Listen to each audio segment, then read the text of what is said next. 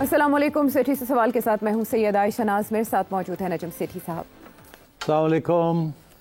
سیٹھ صاحب, بڑا critical issue ہے اور اتنا کریٹیکل ہے کہ اس پہ وزیر اعظم پاکستان کو پیٹا جانا پڑا. وہاں ایپیکس کمیٹی کے اجلاس کی انہوں نے صدارت کی اور اس میں انہوں نے بلوچستان کے مسئلے کے حل کے لیے مختلف تجاویز اور اقدامات پر غور کیا. اصل میں جب بھی ہم بلوچستان کی بات کرتے ہیں نا تو ایسا لگتا ہے جیسے ایک ایسا موضوع ہے جس پہ بار بار ہم لکیر پیٹتے رہتے ہیں, سانپ ہر بار گزر جاتا ہے. یہ جو گزرا ہفتہ ہے یہ بہت کروشل رہا. آپ نے بھی دیکھی ہوں گی خبریں اور خون آلود مناظر, اور جیسے بلوچستان اب کی بار ایک نئی آزمائش سے گزر رہا ہے. حملہ آوروں نے ایک تو یہ کہ 26 اگست کے دن کا انتخاب کیا جب 18ویں برسی تھی مرحوم اکبر بگٹی صاحب کی. 26 اگست کی شب کو ہم دیکھ رہے ہیں کہ 6 مختلف مقامات پر مختلف طریقوں سے اٹیک کیے گئے. کہیں شناخت کر کے ٹارگٹ کیا گیا اور کہیں جو پولیس چوکیاں ہیں, تھانے ہیں, ان کو ٹارگٹ کیا گیا. پھر مختلف شاہراہوں پہ بھی ہم نے دیکھا کہیں ریلوے لائن اڑا دی گئی, چاہے کہیں جلا دی, گاڑیاں جلا دی گئیں. ایک میسج دیا گیا خوف کا, دہشت کا.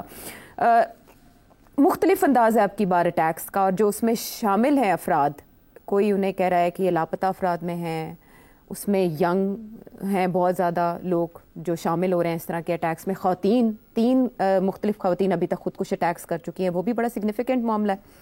اب جو اس پہ رد عمل آیا حکومتی شخصیات کا وہ یہ تھا کہ کسی بلوچ نے پنجابی کو نہیں بلکہ دہشت گردوں نے پاکستانیوں کو مارا. یہ تو انہوں نے ایک کلیکٹیو میسج دیا وزیر اعلیٰ بلوچستان نے. پھر وزیر داخلہ ہمارے محسن نقوی صاحب جو پہنچے بھی ہوئے ہیں ایپیکس کمیٹی کے اجلاس میں, انہوں نے کہا ہے کہ حملہ کرنے والے دہشت گرد ہیں, انہیں ناراض بلوچ نہیں کہا جا سکتا, اور یہ کہ بلوچستان میں جو ہونے والے حملے ہیں وہ انٹیلیجنس کی ناکامی نہیں ہے. اس کے ساتھ ہی انہوں نے کہا کہ یہ ایک SHO کی مار ہے جو وہاں پر لوگ اس طرح کی تباہی مچا رہے ہیں. خواجہ آصف نے بھی اس پر روشنی ڈالی اور انہوں نے یہ کہا کہ اس میں بھارت ملوث ہے, اور ایک تجزیہ یہ ہے کہ سی پیک کو سبوتاژ کرنے کی کوشش ہے جو پاکستان کی لائف لائن کہا جا رہا ہے. انڈیا, سی پیک اور پھر مسنگ پرسنز کا معاملہ, ہر کوئی اپنی اپنی تشریح کی کر رہا ہے. لیکن ایک بار پھر ہم نے دیکھا کہ ایک نئے آپریشن کی بات کی جا رہی ہے کہ بھرپور طریقے سے کچل دیا جائے گا, خاتمہ کر دیا جائے گا اس طرح کے دہشت گرد عناصر کا. مجھے آپ سے یہ جاننا ہے کہ ساری لیڈرشپ اب کوئٹہ بیٹھی ہے, اسلام آباد میں بھی حالانکہ بریفنگز تو اس معاملے پر ملتی ہی ہیں, سب آگاہ کرتے ہیں, اپڈیٹڈ رہتے ہیں ہر وقت بلوچستان کے جس طرح کا معاملہ رہا. اب کی بار ایسا کیا کیا جا سکتا ہے یا کرے گی یہ حکومت جسے ہم ایک بھرپور رسپانس, بھرپور رد عمل قرار دیں گے؟ ریاست کیا کرے گی؟ آپ نے جو $100 ملین سوال ہے وہ پہلے ہی پوچھ لیا. اصل میں یہ بار بار ہماری قیادت کی طرف سے کہا جا رہا ہے نا کہ ہم بھرپور رسپانس دیں گے. اس طرح کے بیانات تو پہلے بھی آتے رہے. میں آپ سے جاننا چاہوں گی کہ اب کی بار مختلف ہوگا کچھ؟ اگر تو وہی پالیسی رہی جو کہ 70 سال سے ایک پالیسی چل رہی ہے ہمارے حکمرانوں کی, تو پھر تو یہ جو مرضی کر لیں کچھ بھی نہیں ہوگا, کیونکہ وہ اسی پالیسی کے تحت ہی آج یہاں ہم کھڑے ہیں. وہ کیا پالیسی تھی, کیا اس میں خامیاں تھیں, کیا وہ پالیسی اب تبدیل ہونے جا رہی ہے یا پالیسی تبدیل نہیں ہوگی, راستے نئے ڈھونڈے جائیں گے اسی پالیسی کے تحت. اچھا. یہ سارے سوال بہت اہم ہیں. اگر آپ اجازت دیں تو پھر اب تھوڑا سا تاریخ کا دورہ بھی کرنا پڑے گا سمجھنے کے لیے, بیکاز ہماری جو نئی جنریشنز ہیں ان کو نہیں پتا کہ تاریخ کیا ہے اور تاریخ میں کیا ہوا اور کیا نہیں ہوا, اور یہ معاملہ جو ہے آج کہاں آ کے کس کنارے کھڑا ہوا. تو اس لیے اگر آپ اجازت دیں تو میں شروع کرتا ہوں. بالکل. مختصر بات یہ ہے کہ جب پاکستان بنا تھا تو اس وقت خان آف کلات واز بلوچستان کی اسٹیٹ تھی اس وقت. خان آف کلات نے پروونشل اٹانومی مانگی تھی, اور اس وقت پاکستان کے حکمران طبقہ کسی قسم کی فیڈرلزم کا نہیں سوچ رہا تھا, کسی قسم کی پروونشل اٹانومی دینے کا نہیں سوچ رہا تھا, وہ 1 یونٹ کا سوچ رہے تھے. اسی لیے انہوں نے ایک نئی آئین نہیں بنائی تھی جس کے اندر فیڈرلزم کو کیا جاتا, جس میں ہر پروونس کا اپنا حق بنتا. تو اس لیے اس وقت تھوڑی بہت خان آف کلات نے آبجیکشن ریز کیا کہ بھئی ہمیں تو وعدہ کیا گیا تھا کہ ہم آٹونومس ہوں گے, مگر وہ ایک سردار تھا, ٹرائبل لیڈر تھا. اس وقت بلوچستان میں کوئی اربن مڈل کلاس نہیں تھی, کوئی اربنائزیشن نہیں تھی, صرف قبیلے تھے اور قبائل کے سردار تھے, اور وہ ایک ٹریڈیشنل سسٹم تھا. پاکستان کی حکومت کا اس وقت رسپانس یہ تھا کہ تیری ایسی تیسی, تو ہونا کون ہے, اور کچھ اس وقت کے سیبر جیٹس یا کچھ تھوڑی سی بمباری کر دی انہوں نے جا کے وہاں, اور ان کو کہا کہ سیدھے ہو جاؤ نہیں پھٹے چک جائیں گے تھوڑے، بکواس بند کرو. خیر وہ کولیپس کر گیا اور چھوٹی موٹی ریزسٹنس تھی وہ ختم ہو گئی. معاملہ ون یونٹی چلتا رہا وہاں، کسی افیکٹو فیڈرلزم نہیں تھی، ان پرنسپل نہیں تھی. پھر یہ ہوا کہ جب مارشل لا لگا 1958 میں تو انہوں نے، ایوب خان نے تو فارملی ون یونٹ بنا دیا نا جی. تو اس وقت پھر ریزسٹنس شروع ہوئی. 60 کی دہائی میں پھر ایک دفعہ مری ایریا میں سرداروں کی وجہ سے، وہاں کے جو سردار تھے انہوں نے پھر ریزسٹ کیا، because وہ چاہتے تھے کہ ہمیں حصہ ملے ریاست کے اندر اور ہمیں اپنے حقوق ملے. مگر ہماری حکومتوں کا، ہماری حکمران طبقے کا کوئی موڈ نہیں تھا، اور انہوں نے تو اور بھی تنگ کر دی جگہ. تو 60 کی دہائی میں بھی انہوں نے فوج بھیج کے، تو وہ چھوٹی سی ٹرائبل اپرائزنگ تھی اس کو کچل دیا. کچھ ایک اگریمنٹ بھی کی کہ اچھا آپ پہاڑوں سے نیچے اتر آئے، اور کیونکہ وہ صرف پہاڑوں کی تھا، مری علاقہ تھا، چھوٹا سا علاقہ تھا، وہاں کچھ لوگ پہاڑوں پہ چڑھ گئے تھے، ٹھاٹھا 303 کی بندوقوں کے ساتھ انہوں نے کرنا شروع کر دیا تھا. تو ان کو پھر بلایا نیچے، وہ آ گئے، ڈیل ہوئی، مگر ریاست پاکستان کی نے بٹرے کر دی ڈیل کو، ان کو ایکسیکیوٹ کر دیا. وہ بھی ایک ہسٹوریکل میموری میں ایک داغ ہے بلوچ کی، جو جسے آپ کہتے ہیں کانشیسنس میں. مگر اس وقت بھی کوئی لمبی مڈل کلاس نہیں تھی، کوئی اربنائزیشن نہیں تھی، کوئی خاص ڈیولپمنٹ نہیں. ایوب کے زمانے میں ڈیولپمنٹ ہوئی، مڈل کلاس بننی شروع ہوئی. پھر ایوب فارغ ہوا تو بنگلہ دیش ہو گیا. وہاں بھی آپ کو پتہ یہی مسئلہ تھا فیڈرلزم کا. وہ کہتے تھے کہ یہ 2 یونٹس جو ہیں، اگر 2 یونٹ ہی کرنے ہیں تو پھر ہم جیت گئے 1 یونٹ میں، ہمیں پاکستان کا حکمران بنائے. وہ ہم نے یہاں سے بیٹھ کے کہا نہیں ہو سکتا. تو پھر دیکھا آپ نے کیا ہوا. اور ایک سیاسی پرابلم کو حل کرنے کے لیے ہم نے ملٹری آپریشنز کیے، اور اس میں پھر انڈیا کی مداخلت ہوئی. انڈیا کی مداخلت ٹھیک تو بنگلہ دیش بن گیا. انڈیا کی مداخلت نہ ہوتی تو آپ کی 50,000 کی وہاں فوج تھی، وہاں مکتی بہینی چھوٹے چھوٹے لوگ تھے، یہ تھا وہ تھا، آپ نے ان کو کرش کر دینا تھا. مگر وہ ایک بہت بڑا پریزن کیمپ بن جانا تھا پھر. مگر کیونکہ انڈیا کی ہو گئی انٹرونشن تو وہ آپ سے ہاتھ سے نکل گیا، وہ آزاد ہو گئے اور آپ لوگ پرزنرز بن گئے 90,000.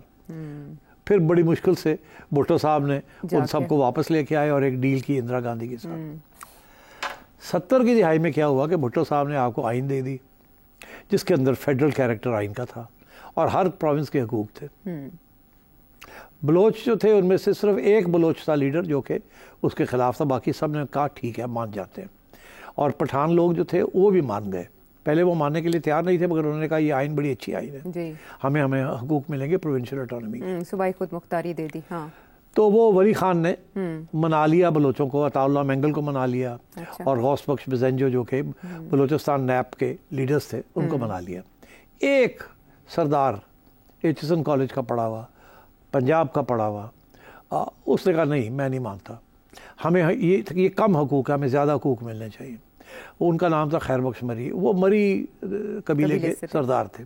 اور یاد رہے کہ 60 کی دہائی میں بھی مری قبیلہ کے لوگ کھڑے ہوئے تھے. اس وقت خیر بخش جو تھا وہ اسکول میں ہی تھا، مگر قبیلے جو تھی وہ مری قبائل کھڑے ہوئے تھے. تو وہ ایک چھوٹی سی جگہ تھی مری علاقہ جہاں ریزسٹنس تھی، اور وہ بھی سردار کی وجہ سے. مگر پھر انہوں نے منا لیا خیر بخش مری کو اور کہا کہ نہیں جی سائن کریں. تو سب نے سائن کر دیے جا کے. پھر آئین کے اوپر بھٹو صاحب نے سب کو کہا سائن کریں. 1973 کی کانسٹیٹیوشن بہت 99.9% کنسنسس کے ساتھ بنی، جس کے اندر فیڈرل کیریکٹر جو تھا وہ پکا کر دیا گیا. اس میں یہ تھا کہ 2 لسٹیں بنا دی، ایک فیڈرل ایک پروونشل، اور یہ کہا گیا کہ سارے کے سارے 90% سبجیکٹس جو ہیں وہ پروونشلی ہوں گے. فیڈرل گورنمنٹ جو ہے وہ صرف 3-4 موٹی موٹی چیزیں اپنے پاس رکھے گی، فارن پالیسی رکھے گی، ڈیفنس رکھے گی، کرنسی رکھے گی، اور اکانومی جو ہے موٹی موٹی، باقی سب چیزیں جو ہیں وہ پروونسز کو چلی جائیں گی. آئین میں لکھا تھا کہ 10 سال کے اندر اندر یہ ہوگا، نہیں ہوا. وہ انہوں نے سائن کر دیا کہ چلو جی 10 سال اسی کاٹ لواں گے.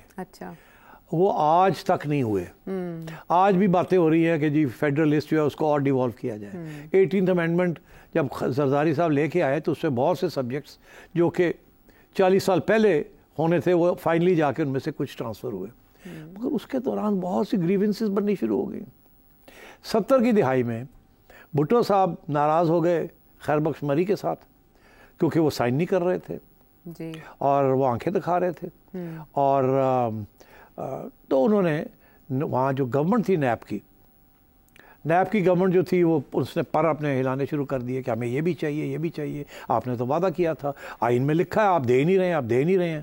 ادھر ولی خان کی حکومت تھی کے پی میں جی, تو انہوں نے بھی کہا کہ جی یہ بھی دینا تھا, آپ نے نہیں دیا.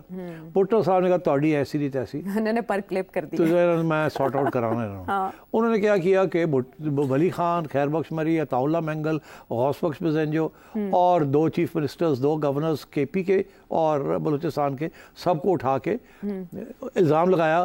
پہلے تو نیب کو بین کیا سپریم کورٹ کے ذریعے, اور ساتھ ہی ان کو جیلوں میں ڈال دیا اور کہا کہ آپ سازش کر رہے ہیں, آپ بلوچستان کو الگ کرنا چاہ رہے ہیں, آپ ایک کنسپریسی کر رہے ہیں پاکستان کو توڑنے کی. اچھا, ایک حیدرآباد کے اندر ایک سب کو ڈال دیا. جیسے یہ ہوا تو مری ایریا میں جہاں ہمیشہ کچھ گڑبڑ ہوتی تھی, وہاں کوئی 150-200 قبائلیوں نے اپنی 303 لے کے پھر کھڑے ہو گئے. وہ اچھا, کوئی بکٹی نہیں جوائن کیا, کوئی مڈل کلاس نے جوائن نہیں کیا, صرف مری قبیلہ کھڑا ہو گیا. کیری کر رہا تھا. ان کا سردار بھی جیل میں تھا, ان کے بڑے چھوٹے سردار بھی جیلوں میں تھے, بیکاز وہ ہمدردی تو تھی. ان پہ الزام لگا اور یہ ہو گیا. تو آپ سمجھے یہ 3rd راؤنڈ ہوا. پہلا کلات کا راؤنڈ ہوا, پھر 60s کا راؤنڈ ہوا, اور یہ اب جا کے پھر 3rd راؤنڈ ہوا 70s کے اندر. اور یہ 4 سال یہ چھوٹی موٹی انسرجنسی چلی. ٹھیک. اور اس کو پھر انہوں نے 50,000 فوج بھیجی وہاں, اور ایران سے ہیلی کاپٹرز منگوائے. اچھا, شاہ ایران نے ہیلی کاپٹرز دیے, اور وہ 150 لوگوں نے آگے لگایا ہوا تھا, اور ان کے بندے مر نہیں رہے تھے, اور یہ ایمبوشز کر رہے تھے. وہ ایک پہاڑ, ایک پتھر کو جانتے تھے. بہت مشکل ٹرین ہے وہاں. اور پاکستان کی افواج جو تھی, it was used for conventional warfare, not guerrilla warfare. تو کیجولٹیز ہونی شروع ہو گئی. انہوں نے پھر سوچا اور کیا طریقہ ہے, ہم وہ تو آتے ہیں آؤٹ آف کہیں سے آ جاتے ہیں, مار کے 2 بندے چلے جاتے ہیں. تو انہوں نے پھر ایران سے ریکویسٹ کی کہ ہمیں ہیلی کاپٹرز چاہیے. پھر انہوں نے ایک ہیلی کاپٹر کیمپین چلائی, جس کے ذریعے انہوں نے وہ جو انسرجنسی تھی اس کے اوپر پریشر ڈالا, اور لوگوں کو ڈسپیئر کیے, لوگ مارے گئے وہاں لوگ, اور جو لوگ بچ گئے وہ اٹھ کے بھاگ گئے افغانستان, اور وہ انسرجنسی کو انہوں نے کچل کر دیا. اچھا, 150 بندہ تھا. ان لوگ کہتے ہیں پتہ نہیں 5,000 تھے, 150 بندہ تھا, میں آپ کو بتا رہا ہوں. پھر کیا ہوا کہ حیدرآباد کے اندر ان سب کو جیلوں میں ڈالا ہوا تھا. اچھا, پھر بھٹو کی ہوگی چھٹی, ضیاء الحق آ گئے. ضیاء الحق نے سوچا میں سیاسی طور پہ اس کو ڈیل کرتا ہوں. بڑا چلاک تھا, اس نے سب کو چھوڑ دیا جیل میں سے, اور کہا کہ جائیے آپ کو اب جو چاہیں گے آپ کو ملے گا. وہ بھٹو ظالم تھا, تو یہ سب کو جیلوں سے چھوڑ دیا. یہ سارے بڑے پرو آرمی ہو گئے, اور کسی کو شپ بریکنگ کا کانٹریکٹ دے دیا, اچھا, کسی کو یہ دے دیا, کسی کو کہا گورنمنٹ میں آ جاؤ, کسی کو یہ دے دیا. سارے خوش ہو گئے. سردار تھے نا, عوام تو تھی نہیں. سردار تھے, ان کے قبائلی تھے. قبائلی تو جو سردار کہتا تھا وہ کرتے تھے. بالکل ٹھیک. اور جو سو کالڈ ریزسٹنس تھی وہ ختم ہو گئی. اور جو لوگ بھاگے ہوئے تھے وہ افغانستان میں جا کے بیٹھ گئے, کیونکہ وہ ان کو ڈر تھا واپس آئیں گے تو پھر. زیادہ نہیں, آ جاؤ, کچھ نہیں ہوگا. اچھا, تو 2-3 سال کے بعد وہ بھی واپس آ گئے, ان کو بھی کچھ نہیں کیا. ان کو بھی انہوں نے پھر کانٹریکٹس دینے شروع کر دیے, ان کو بھی 4 پیسے بننے شروع ہو گئے, تو ختم ہو گئی ساری.